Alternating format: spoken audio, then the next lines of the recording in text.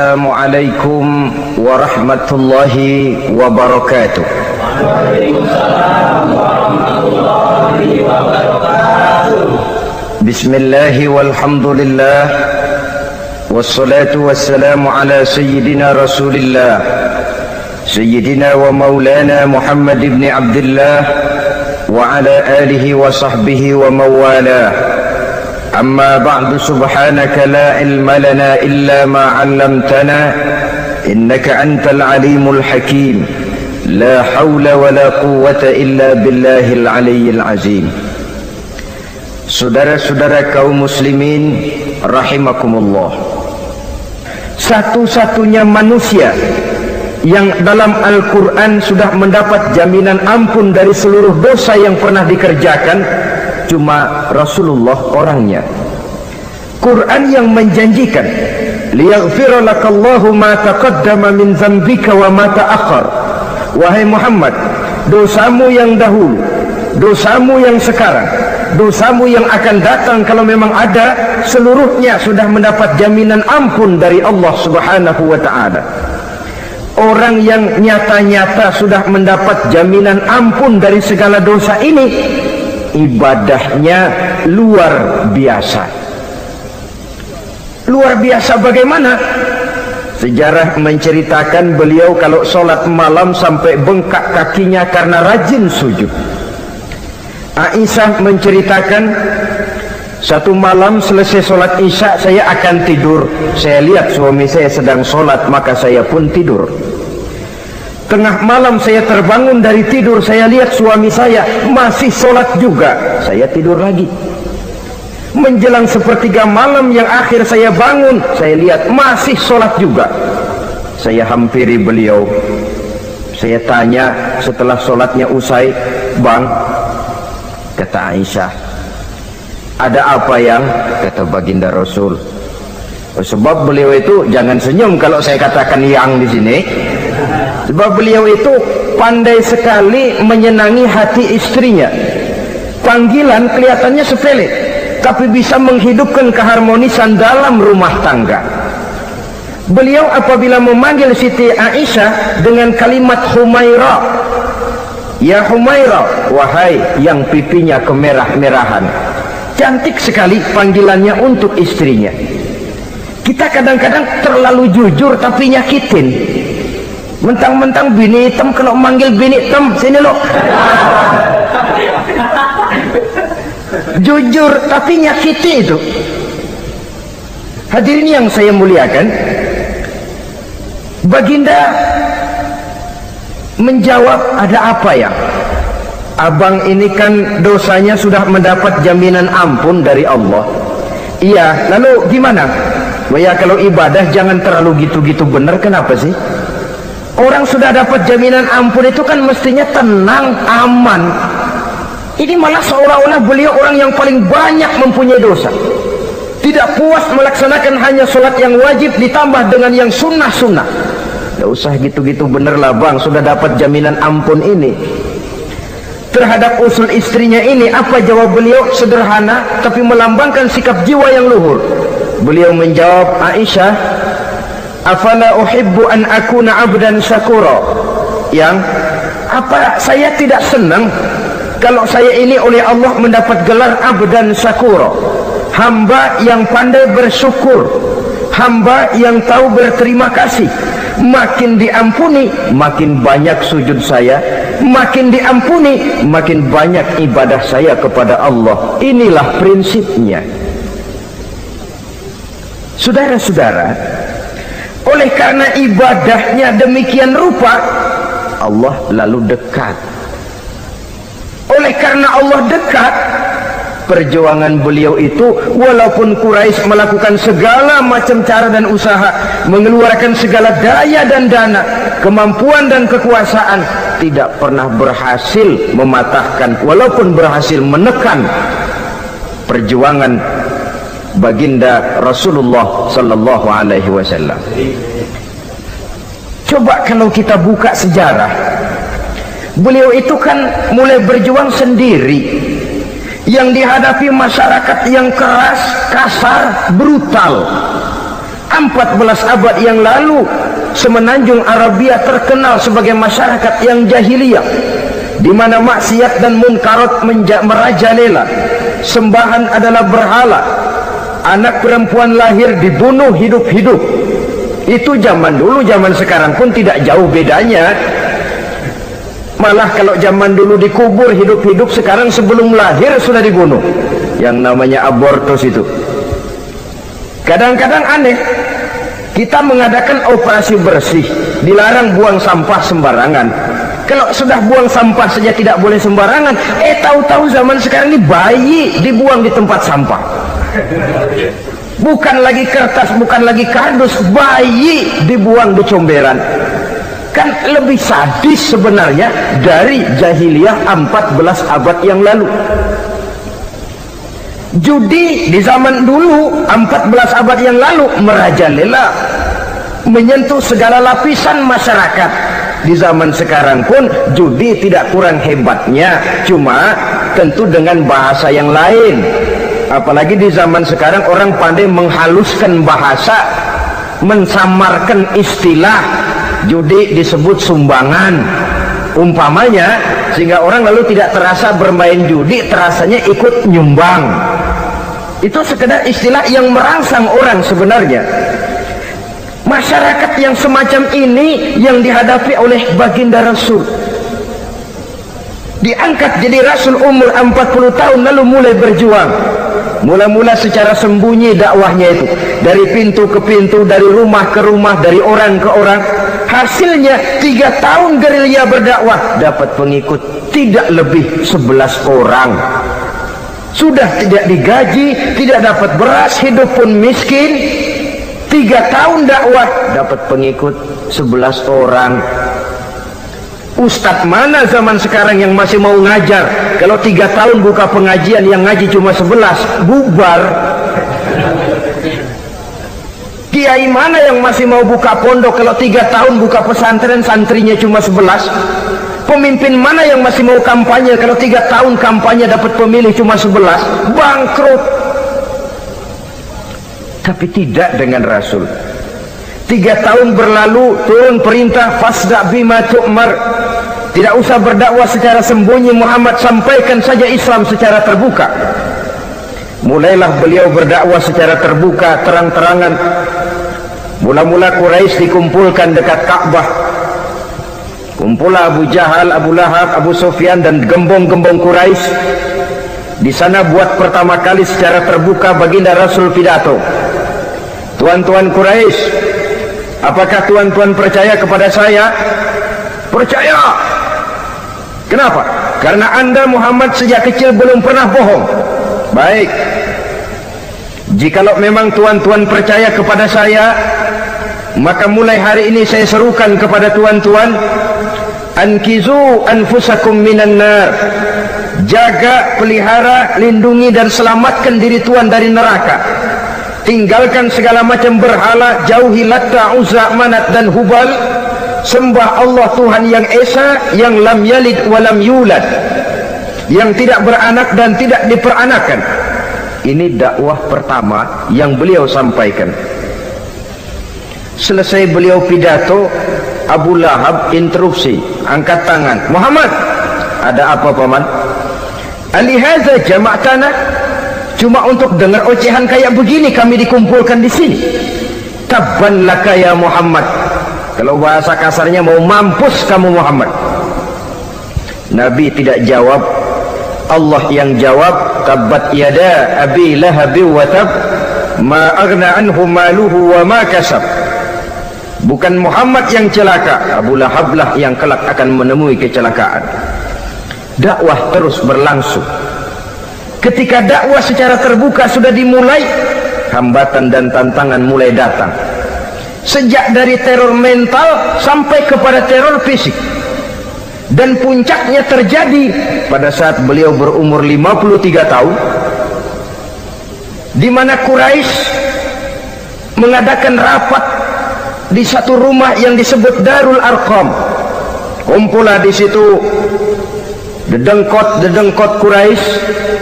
Siapa lagi kalau bukan Abu Jahal, Abu Lahab? Mereka rapat. rapat pleno lengkap. Setelah rapat dibuka, kata Abu Lahab kepada Abu Jahal, "Jahal, bagaimana ini Muhammad?" "Iya, bagaimana? Apalagi yang belum kita lakukan," kata Abu Jahal. "Kita fitnah sudah, kita caci maki tiap hari, kita lontari kotoran unta, sahabat-sahabatnya kita bantai, tapi mereka tetap tegar." "Iya," kata Abu Jahal, "dan sekarang ini sahabatnya sebagian berangsur-angsur sudah hijrah ke Madinah. Ini pertanda Islam akan berkembang di kota Madinah. Kalau nanti dia berhasil di Madinah lalu menyerbu ke Mekah, alamat habis kita gulung tikar." "Makanya," kata Abu Jahal, "makanya apa? Makanya dari dulu juga saya bilang, kempesin aja itu." Jadi kalau bahasa okemnya kan begitu toh. "Bunuh saja Muhammad, bunuh." "Iya, soal bunuh sih gampang," kata Abu Lahab. "Tapi Muhammad kan tidak keluar dari batu. Dia punya keluarga, sanak famili dan handai tolan. Kalau keluarganya menuntut balas, bagaimana ini?" "Gampang. Kita kan banyak punya suku. Tiap-tiap suku kan punya juara, tukang-tukang pukul. Sewa saja, tiap suku ambil tukang pukulnya, kita kepung rumah Muhammad, bunuh sama-sama. Kalau keluarganya akan menuntut balas, dia akan berhadapan dengan seluruh suku yang ada di semenanjung Arabia ini. Bagaimana, setuju?" "Setuju." "Nah, sudah. Kapan kita bunuh Muhammad?" "Kapan lagi, tidak usah buang waktu. Besok malam." "Ya, besok malam kita bunuh Muhammad. Tapi awas, semua yang ikut rapat di sini, ingat baik-baik, ini rahasia negara. Besok malam kita akan membunuh Muhammad. Siapa yang berani membocorkan rahasia negara ini, supersip, dianggap menghambat program Quraisy. Itu nanti dijatuhi hukuman berat ya. Jaga rahasia baik-baik bahwa besok malam kita akan membunuh Muhammad. Sanggup?" "Sanggup." Rapat selesai, hadirin boleh bubar ke rumah masing-masing, pulang. Namanya manusia, bocor juga rahasia ini. Begitu pulang, cerita sama istrinya, "Bu, anu loh Bu." "Apa Pak?" "Saya tadi ikut rapat." "Rapat apa tuh Pak?" "Besok malam akan ada pembunuhan." "Pembunuhan?" "Pembunuhan." "Siapa toh yang mau dibunuh?"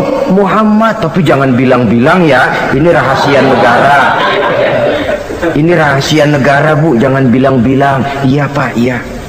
Nah, besok pagi istrinya ngobrol sama tetangganya, "Mbak Ayu, tahu nggak?" "Apa toh?" "Nanti malam akan ada pembunuhan."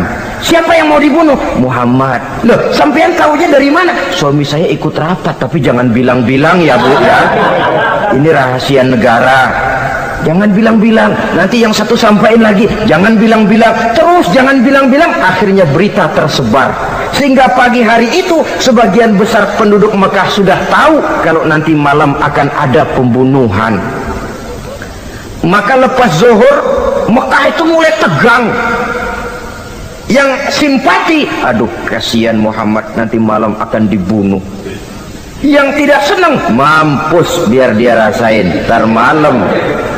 Saudara-saudara, begitu maghrib berbunyi sudah, udara mulai gelap, penduduk Mekah sudah kunci pintu seperti ada jam malam. Sepi, sesepi-sepinya. Tutup pintu, kunci, bukan tidur, ngintip dari dalam. Lepas jam 8 malam, makin tegang. Masing-masing penduduk ngintip dari pintunya. Sudah berangkat belum orang yang mau bunuh Muhammad? Sudah berangkat belum? Kira-kira jam 9 ini tukang-tukang pukul lewat mau ngepung rumah Muhammad untuk membunuh beliau. Begitu masuk Mekah, penduduk sudah kunci pintu, tapi mereka tahu kalau semua ngintip. Wah, makin hebat ini yang pemuka Quraisy ini, tukang-tukang pukul ini. Jalannya dibuat gagah-gagah, barisnya dibuat hebat-hebat. Itu injekan tanahnya dalam baris dibuat kencang-kencang, brok brok brok brok, kayak serdadu baris. Lewat dekat rumah penduduk pakai batuk lagi. yang dari dalam ngintip makin ciut. Wah, ini dia yang mau bunuh Muhammad ini. Sampai di rumah Nabi, dikepung rumah Nabi, di pagar betis. Malam itu di dalam rumah cuma Nabi, Abu Bakar dan Ali bin Abi Thalib. Nabi tahu rumahnya dikepung. Lewat tengah malam beliau berkata, Abu Bakar, saya ya Rasul, mari kita berangkat hijrah. Baik ya Rasul. Ali, saya ya Rasul, kamu gantikan saya ya. Gantikan apa ya Rasul? Gantikan tidur di tempat tidur saya. Baik ya Rasul. Masya Allah, sekali menggantikan mati. Tidur di tempat tidur Rasul pada malam rumahnya dikepung, resikonya kan mati. Menggantikan mati. Nah kalau menggantikan lurah lumayan. Menggantikan mati. Dan Ali tahu persis resikonya. Dan beliau waktu itu masih muda dan beliau tidak nawar. Baik ya Rasul, saya akan tidur di sini, berangkatlah Tuhan. Berangkat Rasul. Ketika keluar dari pintu belakang rumah dikepung rapat, terjadilah keajaiban yang Allah ceritakan. Wa ja'alna min baini aydihim sadda wa min khalfihim sadda fa'aghshaynahum fahum la yubsirun. Di muka, di belakang, di kiri kanan dibuatkan dinding oleh Allah, dibutakan mereka. Mereka tidak lihat kalau Muhammad keluar dari rumahnya. Siaga penuh, apel, mata melotot, Nabi lewat nggak kelihatan. Sampai Nabi kemudian menuju Gua Thur, 3 malam 2 hari di sana. Dari sana perjalanan dilanjutkan ke Madinah Al-Munawwarah. Allahu Akbar. Mengarungi gurun pasir yang gersang dan tandus yang terbentang antara Mekah dan Madinah. Meninggalkan kampung halaman tempat di mana dilahirkan dan dibesarkan. Keluarga yang berbeda akidah terpaksa berpisah. Kok kuat? Kok bisa? Kok sanggup? Di mana rahasia kekuatannya? Beliau punya sandaran vertikal, ibadahnya kepada Allah. Dengan bahasa kita sekarang, beliau punya backing. Backingnya tidak kepalang tanggung, yang serba maha. Maka saya mengajak kepada seluruh kaum muslimin, di zaman sekarang kan orang lagi main backing-backingan, ya. Nah, siapa yang punya backing punya jalu. Saya cuma mengajak, kalau mau cari backing jangan kepalang tanggung, carilah backing yang serba maha. Maha gagah, maha tahu, maha adil, maha bijaksana, maha segala-galanya. Dan dialah Allah subhanahu wa ta'ala. Saudara punya backing kolonel, tanggung. Nanti dia pensiun habis. Yang kolonel saja tanggung, apalagi yang kopral. Kalau mau cari backing, carilah backing yang serba maha, Allah azza wa jalla. Caranya tentu dekat kepadanya. Untuk dekat kepadanya melalui jalur yang sudah diatur olehnya, melalui Rasulullah sallallahu alaihi wasallam, yaitu salat, ibadah. Makin tinggi nilai ibadah, makin dekat kita dengannya. Makin dekat dengannya, makin banyak fasilitas yang akan diberikan untuk kita. Saudara pegawai negeri ingin cepat naik golongan, itu caranya 2. Pertama, jam kantor disiplin. Jam 7 masuk, jam 3 pulang. Kalau belum jam pulang, jangan pulang. Yang kedua, tambahan di luar jam kantor, sering-sering datang ke rumah kepala bagian. Apa malam minggu, apa hari minggu, apa bawa jeruk, apa pisang Ambon, kan begitu toh. Ini nanti kan kepala bagian kan nilai, karyawan saya yang satu ini jam kantornya disiplin, tambahan dia sering datang hari minggu di luar jam kantor bawa jeruk lagi. Ini mestinya belum naik, lah gua naikin dulu ke atas. Naik, saudara-saudara. Yang saya maksud apa? Itu zuhur, asar, maghrib, isya, subuh, jam kerja resmi itu, jam kantor.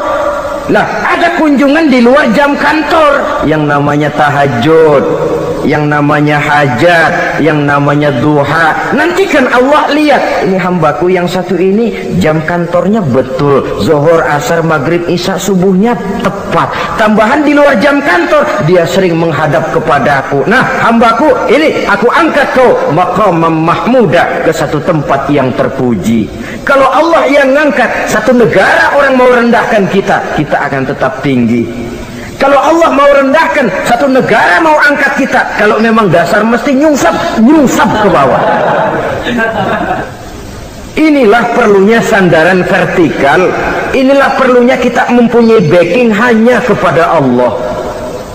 Pada waktunya orang akan sampai ke titik jenuh. Dalam kesunyian orang sering mempertanyakan eksistensi diri, mulai mempertanyakan hakikat keberadaannya di tengah kesibukan bisnisnya, di tengah kesibukan kerja, dari rapat ke rapat, dari kantor ke kantor, dari tender ke tender.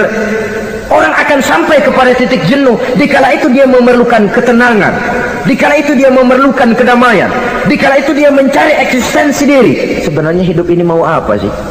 Cuma sekedar menjalani hal-hal yang rutin saja, pergi pagi pulang sore, peras keringat banting tulang, atau ada tujuan yang lebih luhur daripada sekedar ini?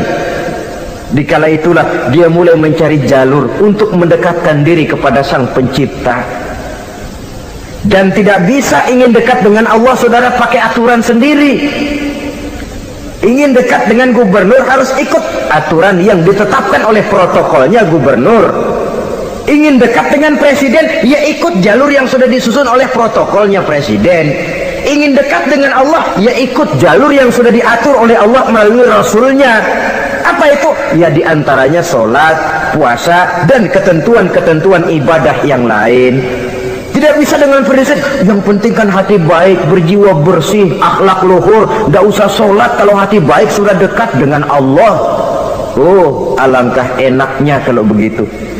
Kalau dengan itu bisa dekat dengan Allah, rasanya Nabi Muhammad yang paling dulu berhenti sembahyang. Kenapa? Beliau orang yang hatinya paling baik, beliau orang yang budinya paling luhur. Kalau budi luhur dan hati baik sudah menjamin untuk dekat dengan Allah, Nabi dulu berhenti sholat. Nyatanya tidak. Beliau orang yang berbudi luhur, berakhlak baik, entoh ibadahnya demikian rupa. Dan beliau adalah standar untuk kita jadikan contoh dalam mengamalkan ajaran-ajaran agama di kehidupan kita ini. Saudara, itu tadi sepertiga waktu beliau untuk ibadah, untuk Allah. Sepertiga yang kedua dari waktu beliau adalah untuk tugas. Dalam hal ini sebagai seorang rasul menyampaikan risalah Islam berhadapan dengan umat. Yang jadi soal ialah apa modal utama beliau di dalam melaksanakan tugas. Dan ini nanti sebagai cerminan buat kita. Modal utamanya pertama adalah keteladanan, dan yang kedua adalah akhlak. Sekarang ini kita hampir nyaris mengalami berbagai macam krisis. Yang paling santer kita dengar adalah krisis wibawa. Ada pak guru dicegat muridnya di jalanan, dipukulin karena nggak naik kelas katanya. Nampaknya guru nggak lagi berwibawa. Di satu pihak mungkin karena si guru tidak bisa digugu dan ditiru, di lain pihak juga murid tidak lagi mengenal arti rasa hormat kepada pak guru. Nah, kenapa krisis wibawa timbul? Karena tidak ada keteladanan. Adapun Rasul, wibawa beliau timbul di tengah umat karena keteladanan ini. Apapun yang beliau ajarkan kepada umat, beliau adalah pelaksana pertama. Dengan kata lain, satunya kata dan perbuatan. Ini yang sangat diperlukan di zaman kita sekarang. Bukan cuma sekedar simposium, muktamar, kongres, rapat besar dengan keputusan bertumpuk-tumpuk kertas di atas meja, tetapi tidak pernah terrealisir dalam kehidupan. Yang kita perlukan adalah satunya kata dan perbuatan, bahwa kalau itu yang diucapkan, itu yang diterapkan. Kalau itu yang diteorikan, itu yang dikerjakan. Keteladanan. Yang kedua, rahasia sukses beliau dalam melaksanakan tugas berhadapan dengan umat? Akhlak. Beliau tidak menyampaikan Islam ini dengan kekerasan, tidak juga dengan bujuk rayu harta, tidak pula dengan menakut-nakuti orang. Belum pernah kita baca dalam sejarah beliau teriak-teriak, awas yang tidak masuk Islam dipecat jadi orang Arab. Tidak. Atau dengan bujuk rayu, ayo siapa masuk Islam super mie 2 bungkus. Tidak. Sebab kebenaran tidak bisa dipupuk dengan materi. Kebenaran adalah soal keyakinan, dan keyakinan adalah soal batin. Orang yang beragama karena tertarik kepada super mie, orang yang beragama karena tertarik kepada pakaian, kepada obat-obatan, nilai imannya dipupuk dengan materi. Dan usaha seperti itu sama saja dengan menegakkan benang basah. Dia percaya kepada sesuatu yang dia tidak mengerti. Dia yakin kepada sesuatu yang dia tidak tahu apa bentuk yang dia yakini itu. Alangkah malang dan kasihannya orang yang beragama seperti ini. Tidak demikian dengan Rasul. Islam ini adalah satu keyakinan. Keyakinan terhadap kebenaran hanya bisa ditegakkan dalam nurani manusia yang paling mendasar. Karena itu dia tidak bisa dipaksakan. Dan itu pula sebabnya Quran punya prinsip la ikraha fid din. Tidak ada paksaan dalam beragama. Mau Islam silakan, tidak mau Islam silakan. Allah tidak memaksa. Tapi ayat ini jangan disalah pakai. Tidak pernah sholat, ditanya orang, kamu kan Islam kok tidak sholat? La ikraha fid din dong. Salah pakai. Yang tidak ada paksaan dalam beragama itu untuk orang di luar Islam. Kepada tuan-tuan di luar Islam, la ikraha fid din, tidak ada paksaan masuk Islam. Tapi kalau sudah masuk ke dalam Islam, maka berlaku peraturan Islam. Contohnya begini saja, tidak ada paksaan masuk ke rumah saya. Tuh. Mau masuk silahkan, tidak mau masuk tidak ada urusan. Tapi sekali saudara masuk ke rumah saya, saudara harus ikut tata tertib yang ada di dalam rumah saya. Kira-kira beragama itu begitu. Tidak ada paksaan masuk Islam. Tapi sekali saudara masuk Islam, maka berlaku peraturan Islam untuk kehidupan saudara. Jadi la ikraha fid din ini buat orang di luar garis. Allah tidak maksa-maksa orang mau masuk Islam mau tidak, silahkan saja. Tapi ketika orang mendapat hidayah masuk ke dalam Islam, peraturan Islam berlaku dalam kehidupannya. Saudara hadirin kaum muslimin rahimakumullah, akhlak.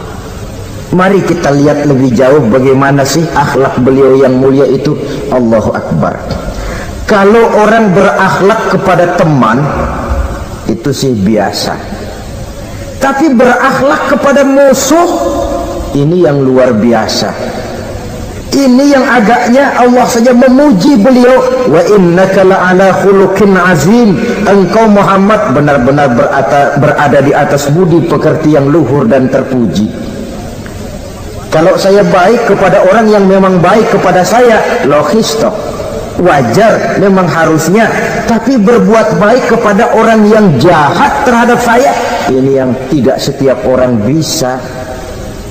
Nah, sebab itu saya tidak ingin menceritakan akhlak beliau kepada sahabat, namanya juga kepada sahabat. Saya akan kutip beberapa riwayat yang menceritakan bagaimana akhlak beliau kepada orang yang nyata-nyata memusuhinya. Berbagai riwayat menceritakan bagaimana beliau ketika di Taif dilontari orang dengan batu, yang melontari beliau malah mendapat doa, Allahumma hdi qaumi fa innahum la ya'lamun. Ya Allah, berikan hidayah, berikan petunjuk kepada yang mereka yang melontari saya dengan batu, karena mereka tidak tahu. Kalau saja mereka tahu, mereka tidak akan melontari saya dengan batu. Ya Allah, berikan hidayah kepada mereka. Padahal ketika itu malaikat Jibril menawarkan jasa, Muhammad, kalau kamu mau orang yang melontari kau dengan batu itu hancur, saat ini juga saya angkat Jabal Uhud, saya timpakan mereka biar mati semua. Mau Muhammad? Jangan Jibril, mereka tidak tahu. Kalau saja mereka tahu, mereka tidak akan melontari saya dengan batu. Lebih baik doakan mereka supaya mendapat hidayah dari Allah. Dalam kondisi kepepet, dilontari dengan batu, malaikat Jibril datang menawarkan jasa. Beliau lebih memilih mendoakan orang yang berbuat jahat itu. Ya Allah, bukan main. Umumnya kita kan kalau lagi kepepet ada yang nolongin, girang bener. Andai kata kita yang jadi nabi disambitin orang, datang malaikat Jibril nawarin, bagaimana sikap? Habisin aja dah.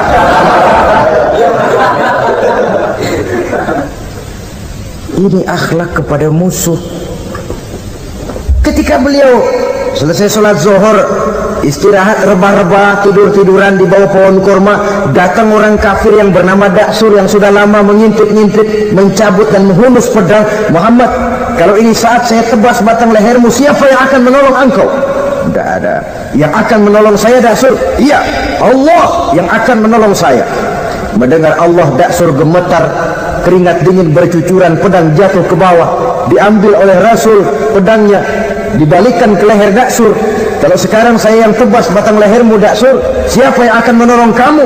Tidak ada ya Rasul, kecuali kalau kau mau memaafkan saya. Baik, ambillah kembali pedangmu, kau saya maafkan, dan jangan ulangi lagi perbuatan semacam ini. Lain saat beliau sedang tawaf, diikuti oleh seorang Quraisy kafir. Sambil tawaf, ini kafir Quraisy sudah bawa pisau. Dia pikir nanti di satu sudut yang agak gelap saya tikam Muhammad dari belakang, saya bunuh dia. Jadi kafir ini pura-pura ikut tawaf. Jahatnya orang kafir itu kan begitu, tawaf ya ikut pura-pura tawaf, ada kesempatan sikat dari belakang. Putaran pertama belum ada kesempatan, putaran kedua makin tegang. Pokoknya begitu tempat agak gelap, cabut pisau, hantam saja sudah Muhammad, biar mati sekali di sini. Dan Nabi tahu, orang ini asisten pribadi malaikat Jibril, masih tahu tuh. Jadi malaikat Jibril memberitahu, awas Muhammad, itu di belakangmu orang cuma pura-pura tawaf, dia bawa pisau mau bunuh kamu, hati-hati Muhammad. Roger ganti gitu.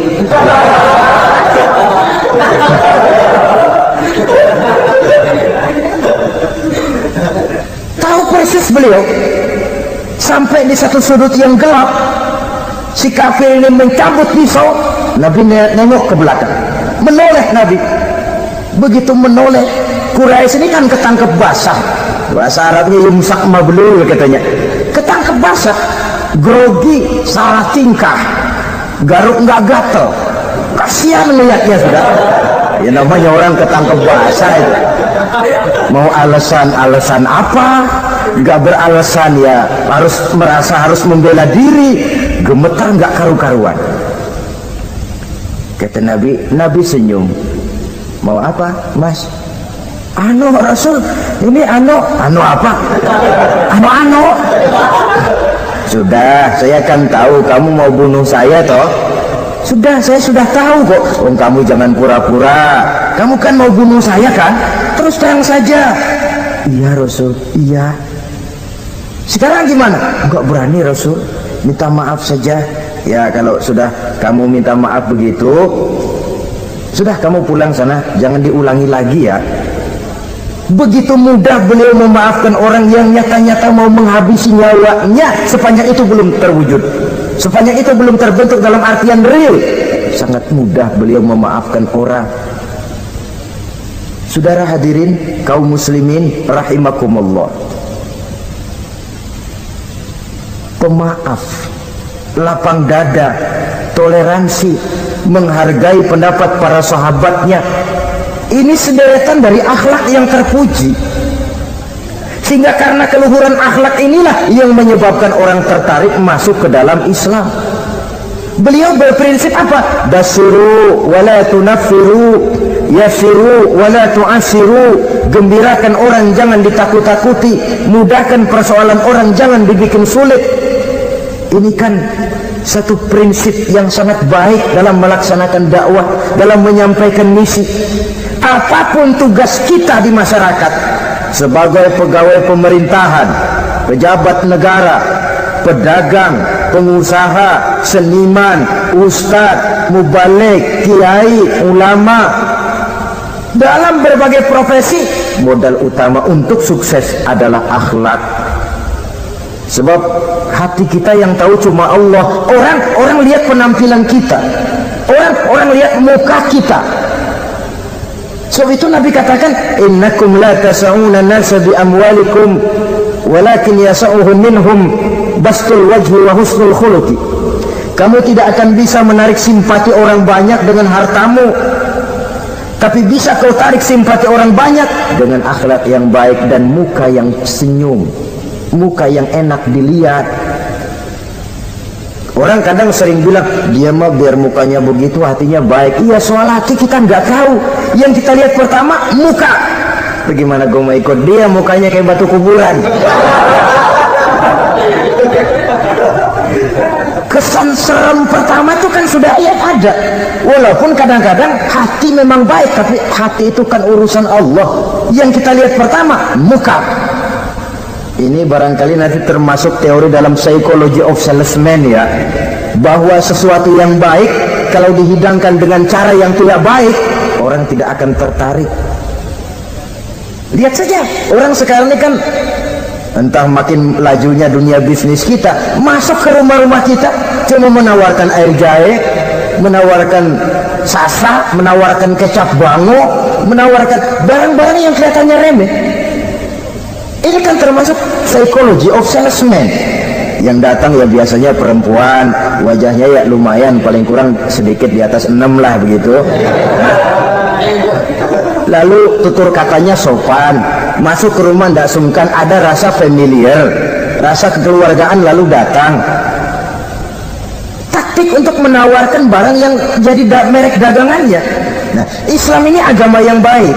Kalau disampaikan dengan cara yang tidak baik, sadis, memponis, orang akan lari dan jauh. Menyinggung, bukan menyentuh.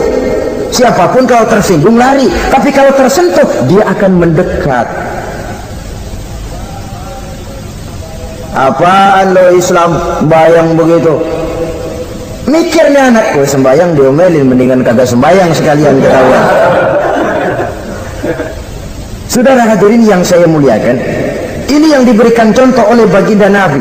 Apapun tugas kita, pedagang utamakan akhlak, petani utamakan akhlak, seniman utamakan akhlak, mubaligh utamakan akhlak, pejabat negara utamakan akhlak, pelayan dan pengabdi masyarakat utamakan akhlak.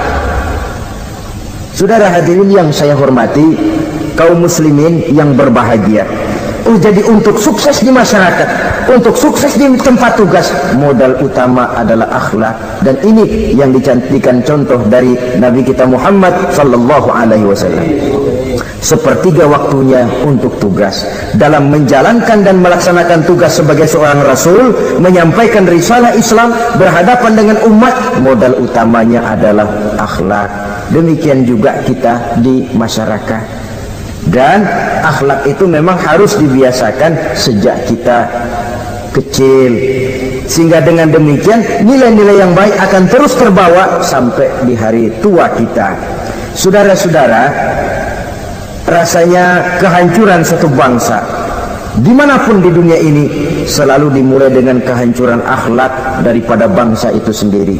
Dan kehancuran akhlak itu bisa saja terjadi di tengah kemakmuran ekonomi, di tengah maju dan canggihnya teknologi. Kapan? Apabila pegangan orang kepada agama sudah lemah dan rapuh.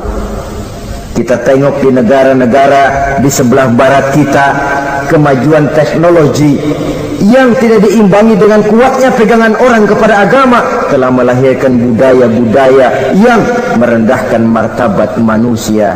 Lahirlah kebudayaan hipis, lahirlah kebudayaan nudis, hidup serba bosan dengan ini dan itu karena segalanya sudah dimiliki. Rumah mentereng, jumlah kendaraan sejumlah keluarga, kapal pesiar di laut mewah, pesawat udara punya, setelah ini punya ini, ada semua ada, titik jenuh sampai.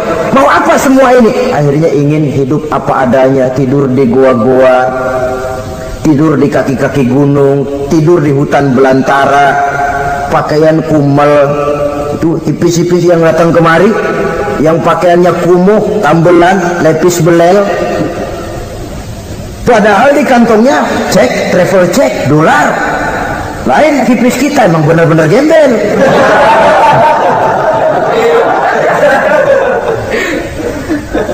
Merasa jenuh, merasa bosan.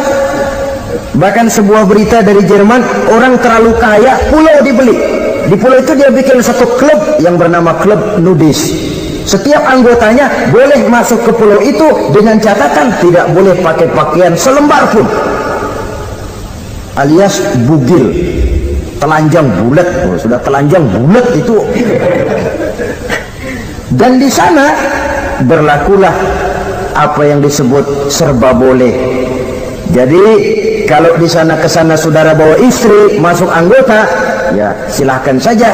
Istilah tukar pakai, simpan pinjam bisa-bisa saja, asal suka sama suka. Asal perbuatan yang dianggap tidak merugikan orang lain, suka sama suka, sudah tidak bisa dituntut oleh norma yang berlaku. Ya. Itulah sebabnya kita sering prihatin bahwa kemajuan sering membawa pergeseran nilai. Apabila kita tidak bisa menghindarkan diri dari proses pergeseran nilai, setidaknya kan kita bisa menjaga diri jangan sampai hanyut oleh nilai-nilai yang negatif. Akhlak, baik sebagai muslim, baik sebagai bangsa Indonesia yang berkepribadian luhur, itu merupakan cerminan kita. Saya prihatin, belum lama diselenggarakan kontes bibir terindah. Kontes bibir terindah itu kira-kira apa manfaatnya? Apa yang jadi ukuran? Dan bukankah bibir karunia Tuhan? Ya kalau yang bibirnya mungil bisa ikut kontes lah, kalau yang jebleh gitu.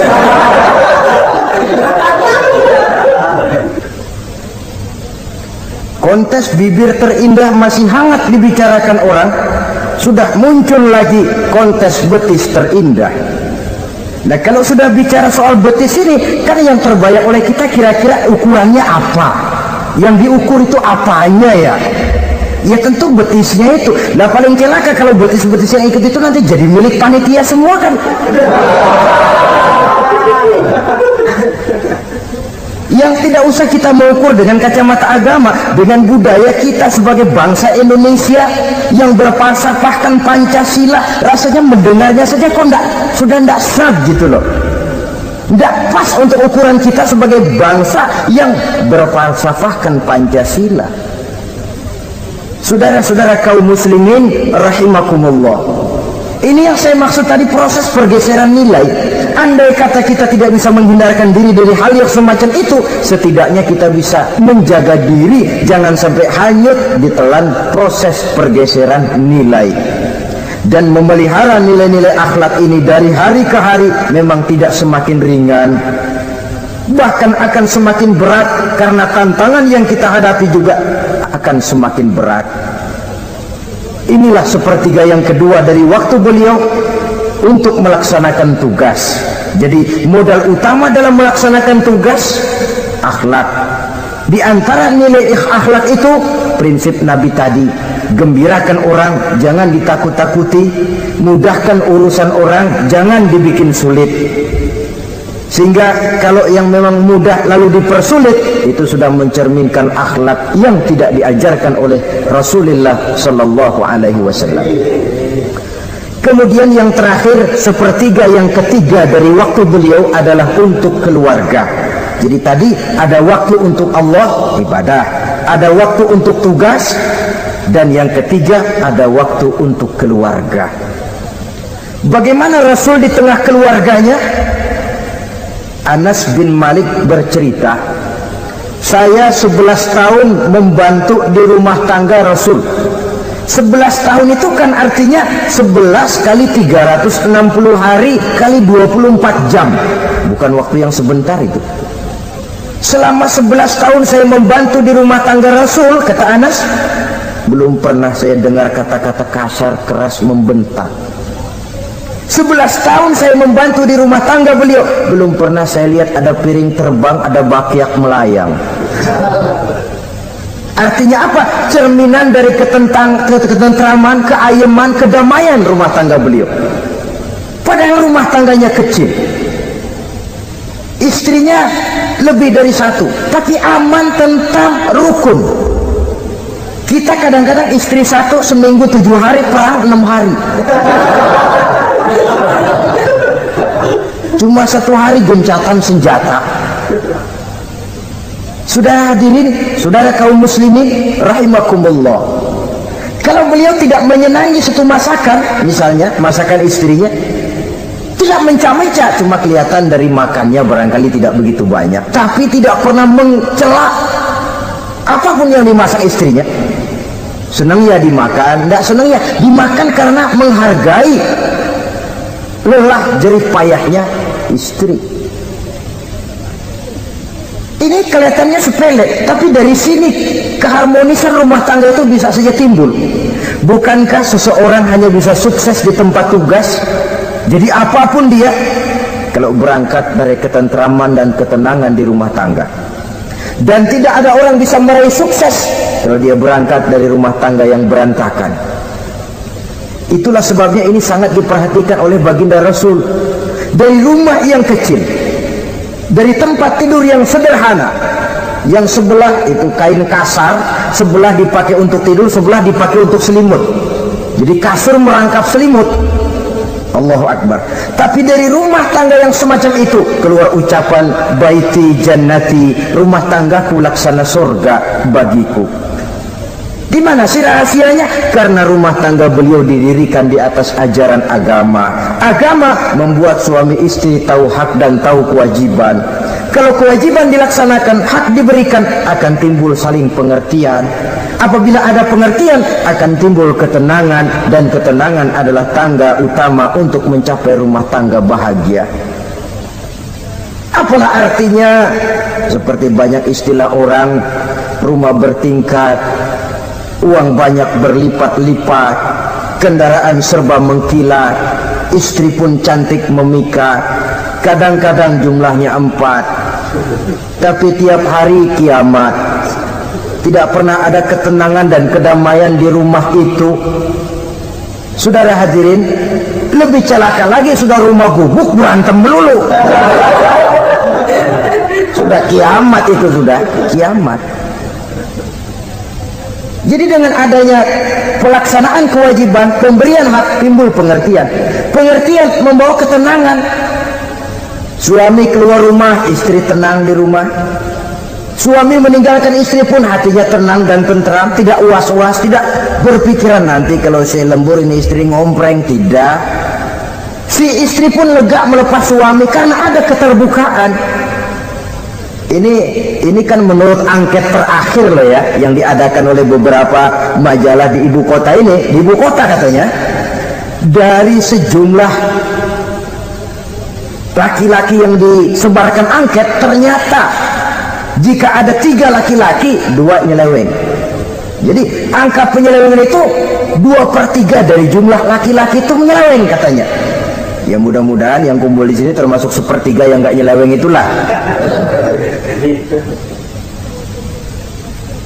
Dan tidak semua bentuk penyelewengan itu karena alasan ekonomi, bukan pula karena alasan ketidaksetiaan istri, tapi merupakan cerminan dari sikap hidup di mana orang jauh dari nilai-nilai agama, sehingga penyelewengan itu dianggap sesuatu yang manusiawi, biasa-biasa saja, bahkan kadang-kadang ikut membentuk status sosial, melahirkan kebanggaan. Innalillahi. Orang kalau sudah bangga nyeleweng bangga, itu kiamat sudah. Sama saja bikin dosa ketawa, waduh, itu malaikat gemes bener. Udah bikin dosa cengengesan, cengir, udah ada rasa nyesel, udah ada rasa takut, udah ada rasa bersalah, biasa gitu. Saudara hadirin yang saya muliakan, ini kan cerminan dari rapuhnya pegangan orang kepada agama. Jadi untuk membina rumah tangga yang bahagia ini, 1/3 dari waktu untuk di tengah keluarga, menghidupkan nilai-nilai agama di rumah tangga kita. Oleh karenanya, pada bagian akhir dari pertemuan yang singkat ini, saudara-saudara, saya mengajak, marilah pandai-pandai membagi dan mengatur waktu. Ada waktu untuk Allah, ada waktu untuk tugas, ada waktu untuk keluarga. Syukur kalau ada keseimbangan. Tapi kalau tidak, istilah usul fikih itu tatimul aham minal muhim, mendahulukan yang terpenting dari yang penting. Kalau ada 3 persoalan semuanya penting, tentu di antara 3 ini kan ada yang lebih penting, yang itulah yang dikerjakan lebih dulu. Dan ini tidak berarti bahwa penjatahan waktunya harus sama. Untuk ibadah dalam sehari semalam sekian jam, untuk tugas sekian jam, untuk keluarga sekian jam. Tidak bisa kita targetkan begitu. Dan yang dimaksud di sini pun adanya pengaturan. Pengaturan tidak berarti bahwa harus sama waktunya, tidak. Kita melihat kepentingannya. Saudara hadirin, sama saja di zaman sekarang, kalau dengan pembangunan kita ingin menciptakan pemerataan di kalangan rakyat, itu tidak berarti bahwa rakyat Indonesia ini standar ekonomi harus sama semua seperti yang dicita-citakan komunis. Tidak bisa. Menciptakan pemerataan artinya kalau yang kaya bisa semakin kaya, kenapa yang miskin tidak bisa naik jadi sedikit kaya? Dan artinya menciptakan kesempatan kepada setiap penduduk Indonesia untuk merubah tahap dan taraf kehidupannya. Demikian juga adanya pengaturan waktu. Bukan berarti untuk Allah sekian jam, keluarga sekian jam, tugas sekian jam. Sebab jam-jam ini sulit kita jatahkan. Kadang-kadang tugas, kadang-kadang keluarga, kadang-kadang ibadah kita sedang gandrung. Yang penting ada keseimbangan dalam cara kita mengatur waktu itu. Nah, saudara-saudara, demikianlah pertemuan dan pembicaraan kita kali ini. Terima kasih atas segala perhatian. Mohon maaf atas segala kekurangan. Usikum wa nafsi bitaqwallah. Wassalamualaikum warahmatullahi wabarakatuh.